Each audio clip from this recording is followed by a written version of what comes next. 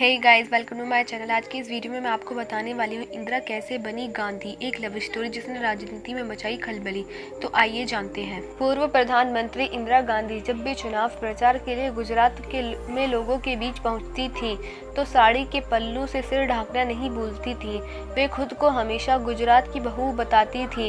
इंदिरा नेहरू से गांधी तब बनी जब उन्होंने गुजरात के पारसी युवक फिरोज से शादी की। उस वक्त एक हिंदू और पारसी के संबंध से भारतीय राजनीति में भूचाल न आए, इसके लिए महात्मा गांधी ने इन्हें गांधी नाम दे दिया। बाद में यह परिवार राजनीति में इसी नाम से मशहूर हुआ।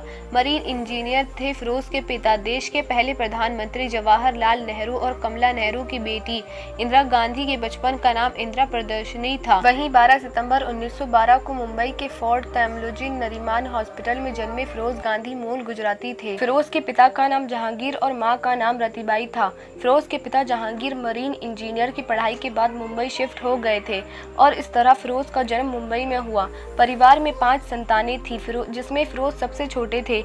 पिता की मौत के बाद फिरोज की मां सभी बच्चों के साथ अपनी मां के घर इलाहाबाद उत्तर प्रदेश आ गई थी। फिरोज ने कॉलेज की पढ़ाई इलाहाबाद में की और आगे की पढ़ाई के लिए वे लंदन चले गए, लेकिन कुछ समय बाद ही वे भारत लौट आए। वर्ष 1930 में फिरोज ने कांग्रेस के नेता के रूप में युवाओं को नेतृत्व किया। इसी दौरान उनकी मुलाकात नेहरू व कमला नेहरू से हुई। आज़ादी की लड़ाई में इंदिरा की मां कमला नेहरू एक कॉलेज के सामने धरना देने के दौरान बेहोश हो गई थी। उस समय फिरोज गांधी ने उनकी बहुत देखभाल की। कमला नेहरू का हालचाल जानने के लिए फिरोज अक्सर उनके घर भी आया जाया करते थे। इस तरह वे नेहरू परिवार के करीब आते चले गए।